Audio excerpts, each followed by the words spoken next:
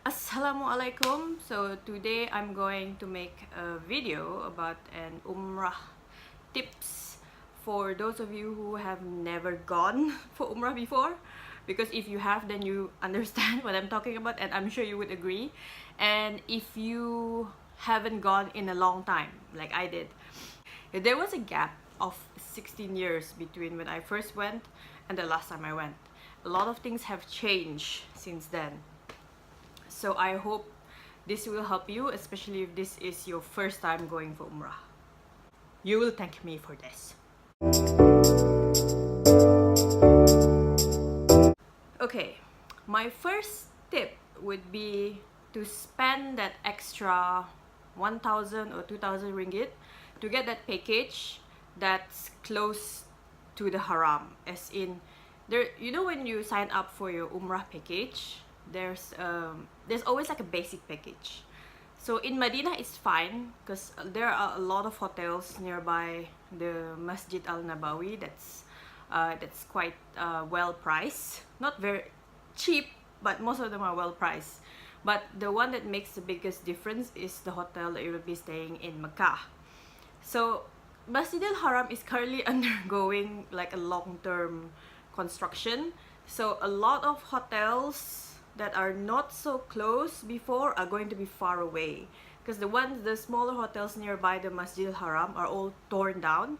The closest hotels that the Malaysian travel agencies normally use are the Zamzam Tower Hotel and the Hilton Hotel. I think it's called the Zamzam Tower Hotel.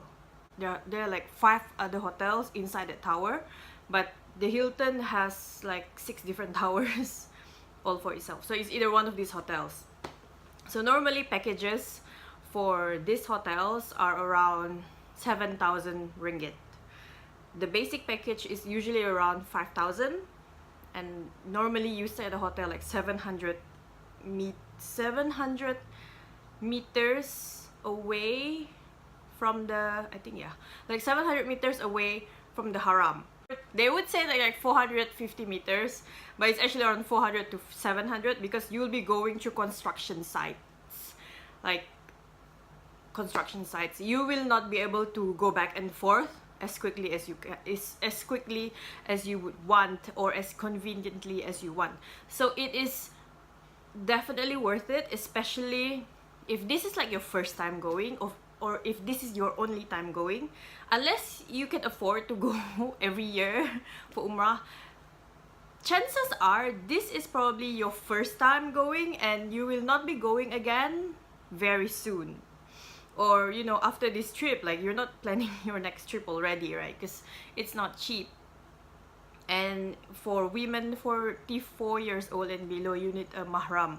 With me, I have my dad. My dad, alhamdulillah, was quite healthy to be my mahram, and my sister has her husband.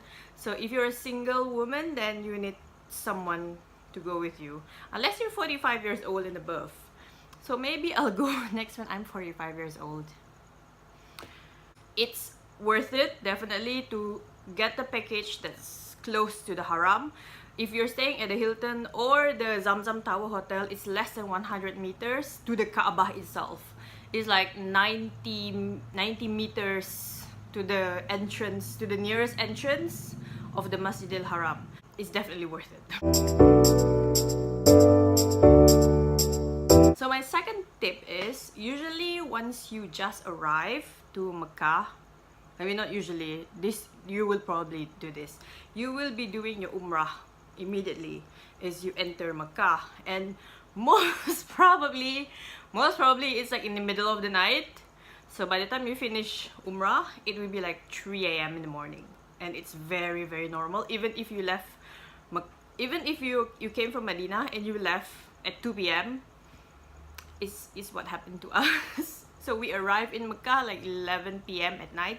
We finish Tawaf and Sa'i and everything at around 3 a.m. and Subuh was around 4 a.m. So we do not want to go to the hotel and come back. Even though we were staying close to the hotel, we did not want to go back because they already closed the gate, the doors into the Haram closes like 1 hour before prayer time. So if you miss that, then you will have to pray outside. It's 3 a.m. in the morning. Even if you're not doing Umrah, you're still very tired. So endure if you can. It's not hard, it's just very tiring. So my second tip is, do not be greedy when it comes to doing ibadat. Like, Umrah is very physically tiring, and you will be so shocked that you could do it, okay? And then you would go, and then every day they would go, for most Malaysian tours, they will bring you to those places where you can do your niyat like 3 to 4 times throughout the tour, basically almost every day while you are in Mecca. So some people, if they can manage it, they will do it 4 times and even a 5th time, or 6 or 7, because you do the Umrah in the morning. By Zohor time, you're back at the hotel or at the Haram. You're back, and then you have nothing else to do the rest of the day. Some people went out after Isha. Quite a lot of people do it at night, actually, because it's cooler. But if you're going during summer, like I did, I went in March, I think in April. I went in April, late April to May, so it was already summer. So it was quite hot. So at night it was less hot, at least there's no sun.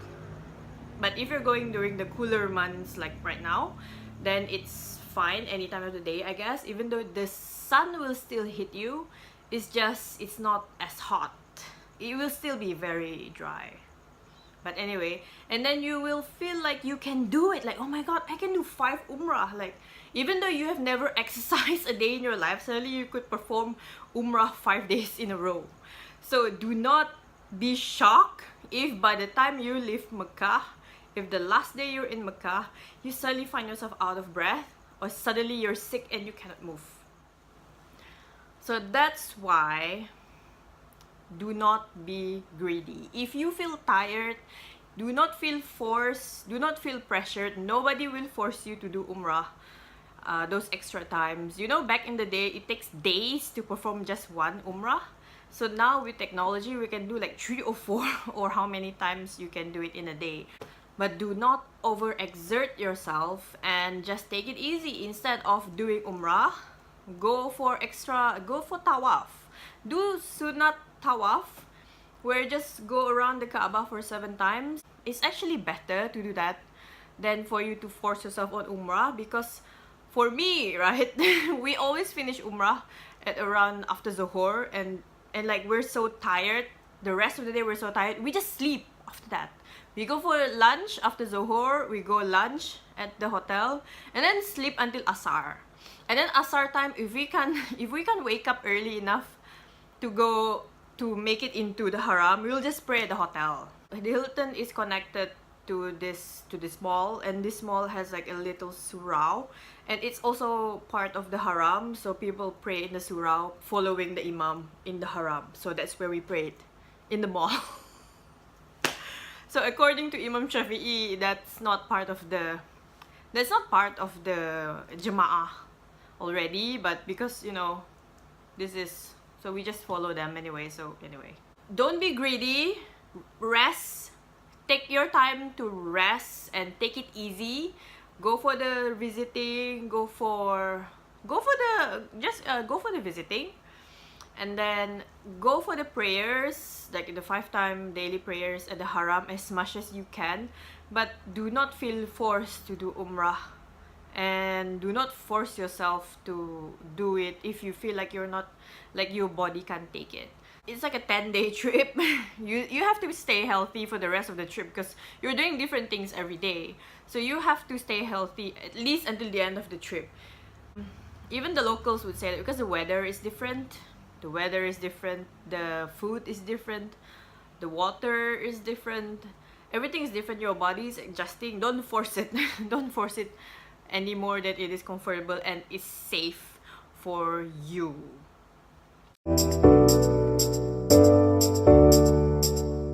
Next to my third tip.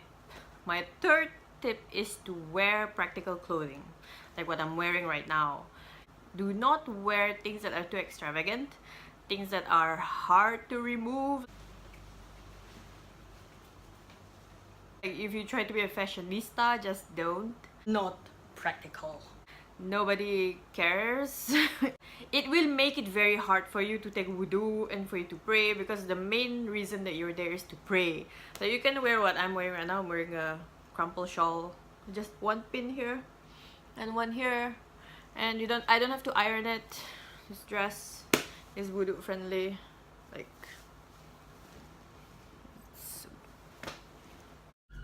this is the dress that I wore. It has 2 pockets and it's nice and loose and very comfortable. Also, make sure that it's easy to clean. You don't have to overpack. Even though we were staying at the Hilton, I wash laundry in the toilet and then I hang it outside. Not outside, I hang it on the window because I managed to open the window in our rooms. You can't open it in all rooms. But the weather, because it was summer, so the weather outside was hot and dry, so laundry dries very quickly. So I wash a lot of underwear and socks and my dad's inner shirt. He wears a lot of that. And a lot of small things like t-shirts or pants. And always wear pants inside your jubah if you have to wear it. And it's quite easy to clean over there. You don't have to use a laundry service. This is the advantage of a cheaper hotel. The laundry is also very cheap. If you stay at the Hilton and you use their laundry, it's like 25 rial per piece of item, and they charge differently for different types of clothing. So no. That's why even if you're wearing jubah, make sure that you either don't have to clean it, or I always wear, like, if I had this crepe jubah, I wear a t-shirt inside, so the jubah itself doesn't get dirty, just the t-shirt gets all the sweat and all those nasty things. So I don't wash the jubah, I just wash the t-shirt inside and just wear the jubah multiple times and just let it air out. So yeah, you don't make your life miserable. Make your life hard, because you have to move fast and be as versatile as possible. Like, you want to dress up, not here, but you can buy like a lot of very nice abayas and jubah and dresses over there, like you cannot find here. So save the space in your bag for shopping, because you will be buying a lot. You don't need to justify yourself. I understand. You will be buying a lot of dates and maybe some clothing. I bought a lot of cotton satin pattern, but it's just me. So you will be shopping a lot. You will not miss what you did not bring, because you will find everything there. Like, everything, including things you probably don't need but you'll probably buy anyway. It's okay, I understand. Another tip that's very important to me is to go to the toilet. This is a toilet roll, just to bring home the point. Go to the toilet before you start your Umrah. This is the advantage of people who stay close to the Haram. You would go out for the day for ziarah, go to all of these historical sites. It will normally end at a place where you do the niyat for the Umrah, so that when you go back to the Masjid al-Haram, then you are ready to perform Umrah. So you will be back by Zohor time. All of this ziarah will always finish by Zohor time. You are there, you are ready to perform Umrah, you get off the bus, and most people will just go directly to the Haram to perform the Umrah. What I would do, my sister and I and my brother-in-law, we would go back to the hotel first and go to the toilet, clear out everything, because you know, you just went out for like a few hours, like 3 to 4 hours, and you know, there's the toilets there are not decent. So you go to the toilet, clear out everything, be wary of the soap, because you cannot have anything fragrant unless it's for hygienic purposes, according to my mutawif. So ask your mutawif to be sure. So make sure you go to the toilet, clear out everything, and then perform the Umrah. Why? Because the Masjid al-Haram is under construction. The toilets and the place to take your wudu are very far away. In fact, the toilets are outside outside and underground. So if you go out of the masjid and it's like less than 1 hour to prayer time, you will not be able to come back in. And the wudu area, if you're like, I don't need to go pee, I just need to refresh my wudu, okay, there's no place for that also inside. If you want to refresh your wudu inside of the Masjid Haram, unless you have like a water spray, you know, the little water spray, just a little bottle of spray, and then you add water inside it and then spray. The place to take wudu is not actually a wudu room. It's like, it's where you take the Zamzam water from the pipes. It's a row of pipes of Zamzam water. How comfortable are you putting your feet up at a pipe of water where people can drink from? Actually, a lot of people don't mind it. I mean, yeah, everybody takes the wudu there, but it's just up to you. So I find it very inconvenient, so I don't do it. I make sure that I refresh my wudu back home as in the hotel room. This way it's very convenient to stay close to the Haram. So once it's all cleared, and then you can do your tawaf and then your sa'i, whatever, in peace. And then when you're done and it's almost prayer time, you're not in a hurry to go back just because like you need to pee or your wudu is like you have to refresh it. So that's why I said I think I performed Umrah like 3 times, including the compulsory ones. It was very tiring. It was very tiring. But normally I would pray Asar at the hotel after that. Like, Umrah is very tiring. That's why if you can do it once, twice, enough. Like once because of the compulsory, and then the second time on your own time. And that's it. And then just do tawaf, sunat for the rest of the trip. Because you can do it multiple times a day and it doesn't tire you out. Tawaf is very easy and it's very fast.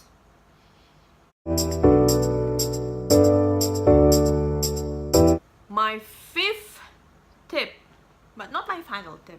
I want to give like only 5 like main ones and then a few smaller ones. But my 5th tip is to make a list of du'as that you're going to make while you are there. If you're going, you will probably be given a book like this. This is from our travel agency, Panduan Umrah dan Ziarah Madinah dan Mecca. Doesn't matter which travel agency you use, you will probably get a book like this. So inside it has a list of, it tells you everything, how to perform Umrah and then whatever. And it has a list of du'as of for you to read during tawaf, during sa'i. It's very long. It's very long. And I find the du'as are good and they are very thorough, and then they're very like all-encompassing and everything. But they are so inconvenient to read, and I would prefer to make my own du'a so that it's more personal, because what I want is not exactly in here. So when we were in the we were in the flight to Medina, like we had a lot of time, and it was a 5 p.m. flight. Not exactly time for you to sleep. Who sleeps at 7 p.m? I sleep at like 2 a.m. in the morning. Even before I went, I made a lot of lists of du'as that I want to make, and I always make it for this dunya and the akhirat. And like for tawaf, I made sure, because you have to tawaf like 7 times, so I made sure that it's to keep track of the rounds. Also, I would pray for the first 3 rounds to be for the akhirat, like make sure, you know, I'm great over there, like I'm covered in the afterlife. And on the 4th to the 7th round, I pray for the dunya, like give me a lot of money. Anyway, so like that, you know, it's like very specific. What do I want? What do I want 5 years from now? What do I want 10 years from now? What do I want 50 years from now? Like if I'm dead, like please help me. Like this is the time to make dua, and then you will forget because of all of you will get caught up in the drama of the whole of humanity around the Kaaba. Like you will feel annoyed at them. But be patient, it's all temporary. This whole life is temporary. Just make a list of du'as. Use this book as a guide on how to perform it and everything. But you don't have to follow the du'as exactly in here. The niyat, yes, but the du'as, actually I don't even bring this book because it's heavy. So extra tips that I would like to share is to one, do try the local food because you will get sick of the food at your hotel. So bring extra, because the food is very good over there. Like, you have all kinds of food.